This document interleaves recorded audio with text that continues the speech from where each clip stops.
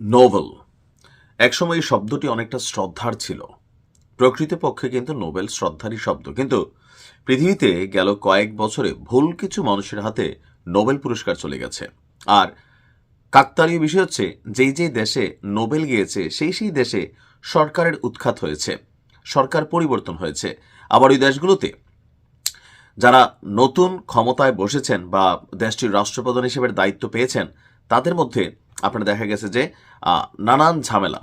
এখন সাধারণ জনগণ বা অনেকেই মনে করছেন এই নোবেলটা আসলে একটা অভিশাপ, কিন্তু প্রকৃতপক্ষে নোবেল কিন্তু অভিশাপ না, মহান শান্তি বা আরও বিভিন্ন ক্রাইটেরিয়াতে এই পুরস্কারটা দেওয়া হয়।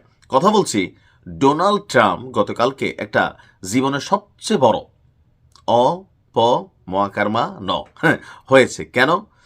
ভেনেজুয়েলার যেই প্রেসিডেন্ট নিকোলাস মাদুরো, তাকে তুলে আনার পর সেই দেশটির রাষ্ট্র ক্ষমতায় বসতে চেয়েছিল মাচাদো, যিনি একজন নারী, মাত্র কয়েকদিন আগে নোবেল পাইছেন। পাইয়ে ট্রাম্পকে তিনি অনেক প্রশংসা করেছেন। ইভেন অনেকে ভাবতেছিল ট্রাম্প হয়তো নোবেল পাবে শান্তিতে। এটা নিয়ে আলোচনাও ছিল। আমেরিকা তাদের লবিস্ট নিয়োগ করেছিল ট্রাম্পের জন্য। কিন্তু আসলে নরওয়ে ভিত্তিক এই নোবেল কোম্পানি বা যারা এই নোবেলটা পুরস্কার দেন, তারা বলছেন যে ট্রাম্প নোবেলের উপযুক্ত না। পাইল কি মাচাদো। মাচাদো এই নোবেল পাওয়ার পর এক ভিন্ন রকম ঘটনা ঘটিয়েছে। ট্রাম্পকে সন্তুষ্ট বা খুশি করার জন্য বা ভেনেজুয়েলার রাষ্ট্র ক্ষমতায় বসার জন্য তিনি করলেন কি, তার যে নোবেল পুরস্কার এটা ট্রাম্পে দিয়ে দিছে ভাগাভাগি করে। এখন ট্রাম্পও কতটা নির্লজ্জ যে ধরেন এই নোবেলটাকে সে গ্রহণ করছে। সেটা কি কোনো সিস্টেম হয়? আমি আপনাকে একটা উপহার দিলাম, আপনি নিয়ে এই উপহার আরেকজনটা দিলেন, সে কি মনে করতে পারে যে সে আমার কাছ থেকে উপহার পাইছে বা কোম্পানি তাকে দিয়েছে? না। এখন এটার কি সিস্টেম আছে ভাগাভাগির? না ভাই। যখন এই মাচাদু তিনি তার নোবেল ট্রাম্পকে দিয়ে দিলেন, তখন নরওয়ের যে নোবেল প্রতিষ্ঠান তারা ঘোষণা দিল নোবেল পুরস্কার আসলে ভাগাভাগি করে নেওয়ার সুযোগ নাই এবং হস্তান্তর করা যায় না। এই ঘটনা শুই না খেপা গেছে কে? ট্রাম্প। বলতেছে ঠিক আছে, যদি আমি শান্তিতে নোবেল পুরস্কার নাই পাই, তাহলে আমি আর শান্তি নিয়ে ভাববো না। কি করব তাহলে? পৃথিবীতে অশান্তি তৈরি করব। অলরেডি তো করছে ক্ষমতায় আসার পরে। এখন কি তৃতীয় বিশ্বযুদ্ধ ঘটবে? পশ্চিমা বিশ্বে নোবেল পুরস্কার নিয়ে যা তোলপাড় হচ্ছে মাচাদু আর ট্রাম্পের এই খেলায়, মানুষ বিরক্ত। তবে ট্রাম্প বলতেছে আমার কাছ থেকে শান্তি আর আমি দিব না, এখন খেলা হবে। তো খেলার প্রথম অংশটাই হবে গ্রিনল্যান্ড। আর গ্রিনল্যান্ডে হাত দিলে তারপরে দেখবেন যে কিভাবে তৃতীয় বিশ্বযুদ্ধ শুরু হয়ে যায়। আর ট্রাম্পের রাগ গুসা সম্পর্কে যারাই জানেন বুঝতেই পারছেন কি ঘটতে যাচ্ছে। নোবেল ফাউন্ডেশন তারা বলছেন নোবেল পুরস্কার কোনোভাবেই প্রতীকী অর্থেও অন্য কারো কাছে হস্তান্তর বা ভাগ করা যায় না।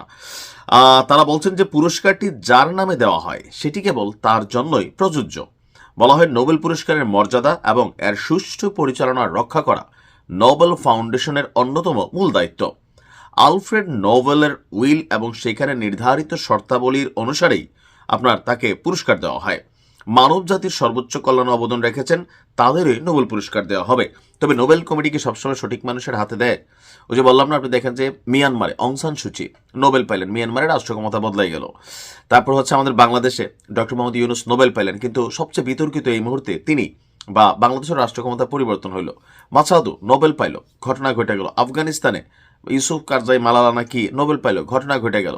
অর্থাৎ সাম্প্রতিক সময়ে এই নোবেল পৃথিবীর বিভিন্ন জায়গায় অনেকটা প্রশ্নবোধক, কিন্তু বাস্তবিক অর্থে যারা নোবেল পান তারা তাদের বিশেষ কর্ম দ্বারা, কৃতিত্ব দ্বারা অবশ্যই কিছু না কিছু কল্যাণকর কাজ করে থাকেন, যেখান থেকে নোবেল কমিটি বাছাই করে যাচাই করে তাদেরকে নোবেল দেয়।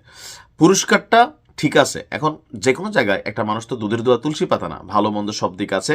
তবে যিনি নোবেল পান তার কাছে জাতির প্রত্যাশা থাকে তিনি এসে যে কোনো একটা রাষ্ট্রে দেশে শান্তি কায়েম করবেন, জনগণ জান্নাতি ফিল নিয়ে বসবাস করবে, কিন্তু বাস্তবতা হয় ভিন্ন।